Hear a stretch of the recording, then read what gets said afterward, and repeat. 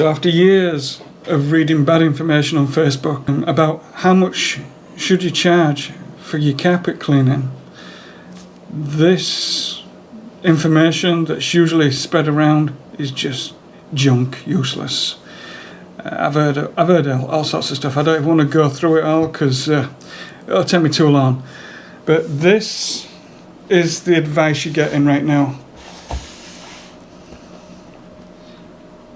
This is your competition, and this is what you'd be offering your customer if you listened to the advice that you get on Facebook. This is not appetizing. It's not what customers really want, but that's what's advertised, that's what's out there. This here is what you should be offering your customer. Now, answer this honestly. What would you rather have? Would you rather have this or this?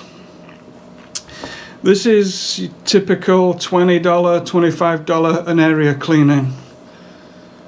This is your $50, $55, $60 cleaning. Now, the year's 2022, so if you're watching this video 10 years from now, this is not going to make as much sense. Inflation, it's real.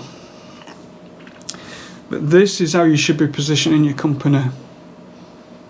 This is what customers want. Not every customer is a price shopper.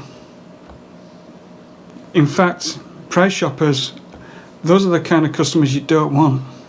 So to answer your question, you should be around the $50, $60 an area price. That should be your price point.